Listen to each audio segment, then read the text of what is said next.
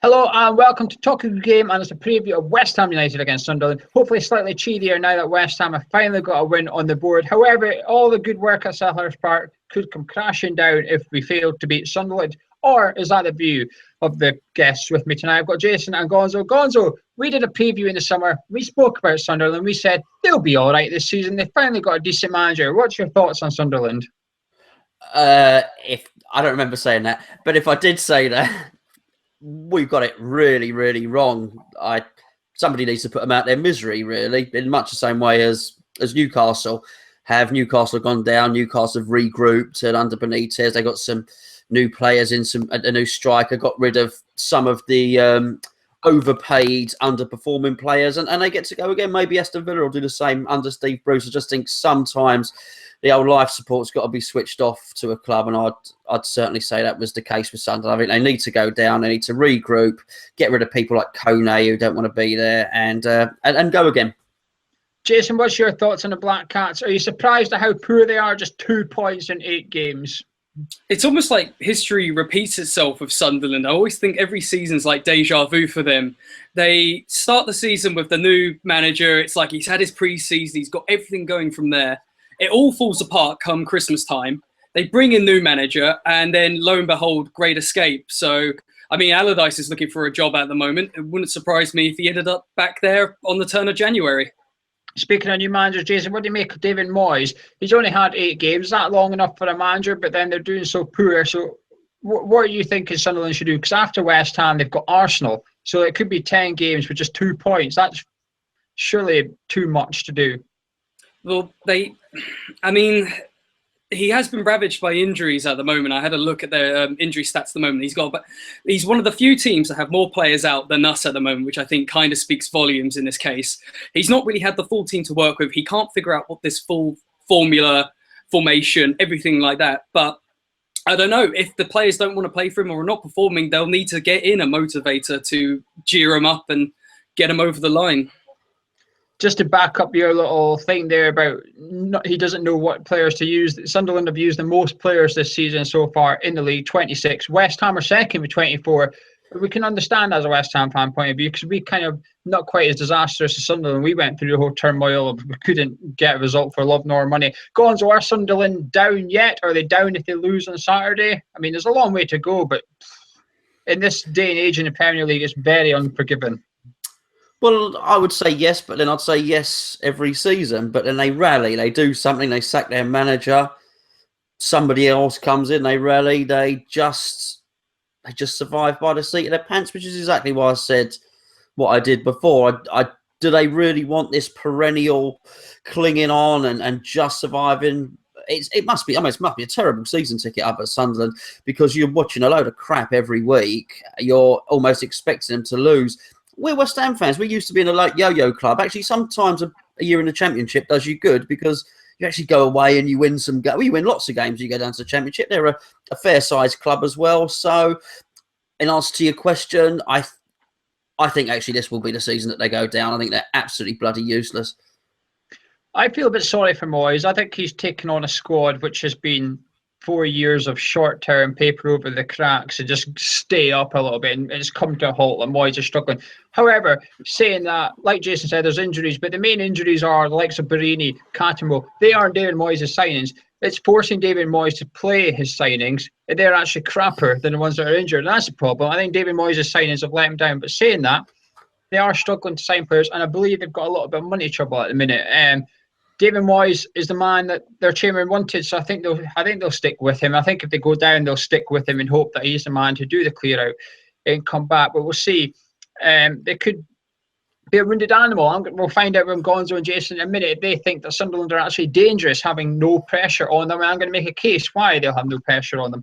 The man in the middle is Robert Marley. We haven't had him this season. Last season, however, he was the man that we all hated as we drew 2-2 at Stamford Bridge. Arguably cost us our top 4 hopes and killed that momentum with that. Not a penalty foul outside the box, but he gave a penalty anyway. He also, however, refereed our 2-0 win at Upton Park and our 2-1 win over Manchester City at the Etihad. Sunderland have had him once this season. They got beat by 2-1 by Manchester City. They had him 4 times last season. 1-1, the win over Newcastle, which tends to be when the new manager comes in, drew 2 and lost 1. Gonzo, Bilic threw a curveball at Selhurst Park. It worked a treat, but Bilic has said it won't work without Creswell and Masuaku. Now, we all agree that Creswell shouldn't have been sent off. That debate's done. But what does Bilic do now? Does he stick with the formation, try and shoehorn someone in there, or does he change it and go back to his 4-2-3-1?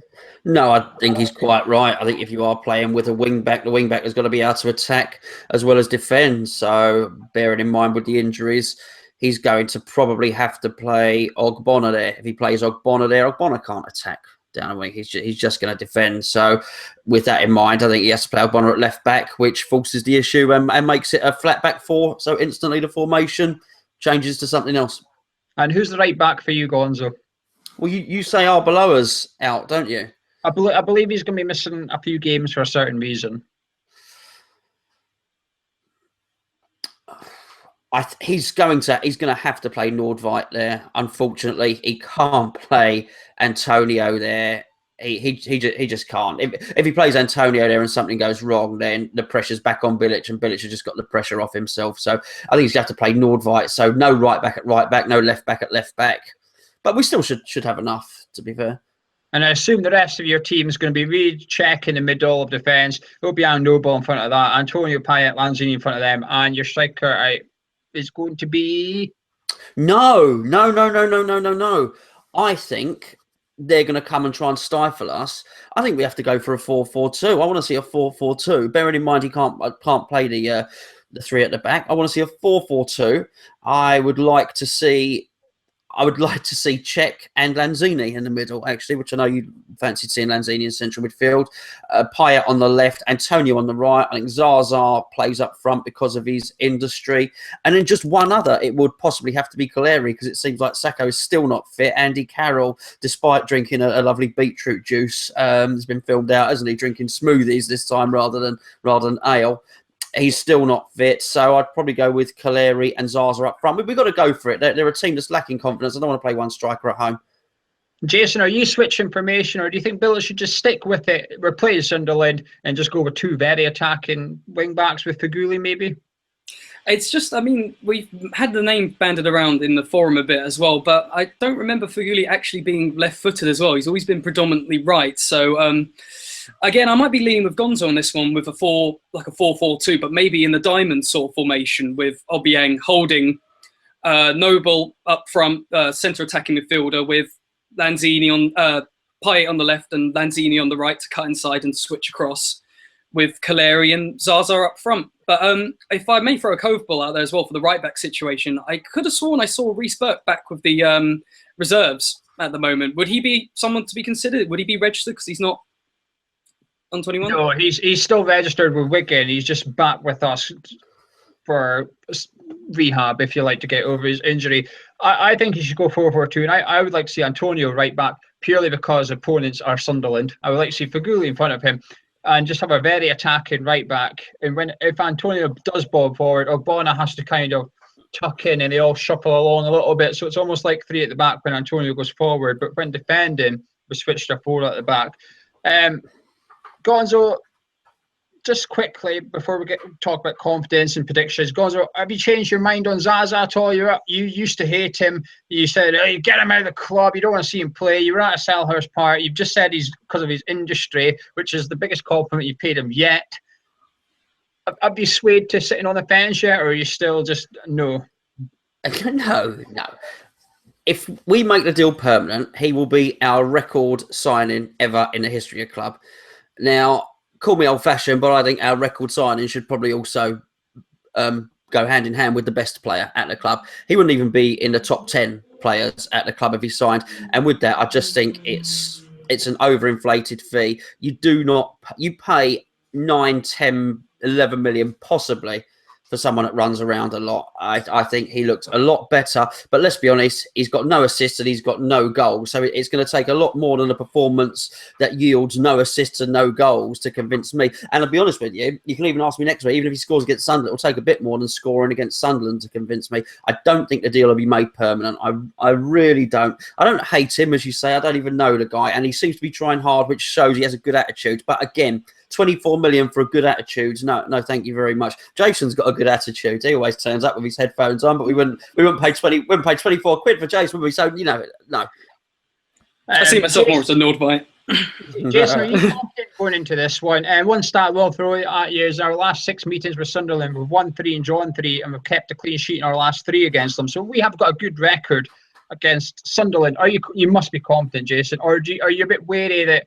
See, I've got a theory that when we went to Crystal Palace, the pressure was off us for the first time, because I felt like going to West Brom, Watford, Southampton, pressure was on us. You must win. You are the favourites despite the poor. You must win. There was a pressure. Went to Palace, weren't the favourites. Pressure was off a little bit, and I think the players might have appreciated that. Do you think that could be the same with Sunderland, or are they just really crap?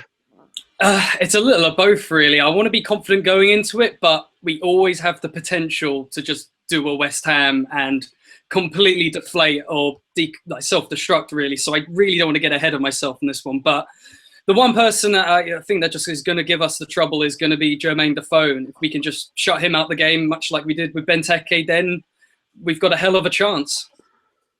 Gonzo, are you confident? Very, very confident. Is a draw just a failure for this game? Oh, absolutely. Absolutely. We've set the ball rolling. Really good performance at Palace, and Palace were in form. If we can beat an informed Palace team at their ground, we certainly should be able to beat an absolutely... they're just in disarray, an absolutely crap Sunderland team at our ground, particularly with Payet coming back to form. Lanzini looks really good. Antonio's not scored for a couple of games. He's probably due a goal as well. I don't think he will play my formation, by the way, the 4-4-2 or your formation. I think he'll play one up, and I think Noble will be in the team, and Noble played well against Palace as well. So I just think we've got too many players who are coming into form, and obviously Cech and Reed looked really good at the back. I think it'll be a bit much for even Defoe, who's not getting any service. So yeah, very confident. Well, it's almost prediction time. Before I point you get those predictions, I'll point you in the direction of our sponsor, Royal London Watches. They do West Ham themed ones. Christmas is just around the corner. We don't like Christmas ourselves, but if you're looking for a gift for someone that supports West Ham, get onto their website. The link's below, and have a look at what they've got. We've also got a massive competition with them coming up. We've still got the watch giveaway. Got a huge one coming out, so keep your eyes on the channel. Make sure you subscribe while you're here. Also, if you want to give us your comments on the game, you can do below, or if you want more people to read it, come on to the forum at hammerschat.com and get involved. You'll get a lot more replies on there than you do below. Jason, prediction time. What's your score prediction for Saturday? Put my head on the chopping block. I'm thinking I'm going to go 2-0, and I think this will be a Zaza goal. He had enough. He just needed a goal for Crystal Palace. Otherwise, I thought he had an excellent game. He needs it for his confidence. Yeah, 2-0. David Moyes will be coming a little bit confident because he's unbeaten in his last 12 against West Ham United as a manager, but then he was Everton and Man U, so it wasn't that like poor teams in charge of. Gonzo, Mr. Confident, I'm expecting a fair prediction from you then. Yeah, his luck's going to run out, David Moyes. They might get a goal. 3-1 to West Ham. I'm going with what Gonzo said, 3-1. I think they will score. Against Stoke, Defoe had a couple of half chances and missed them. Defoe doesn't often miss that many half chances in a row, so I think if he gets one on Saturday, he might just take it. But surely I've got too much quality. But you guys at home, let us know, are we being too biased? We're all sitting here confident in his laddie, but we are away to play a team with 2 points from 8 games. So let us know. Come on to our forum at hammerschat.com, comment below, make sure you subscribe, and we'll be back late Saturday night with our review straight from our boats. Oh, if you want to join us on the boats, you can do. All the details are on the forum. We'll put a link below.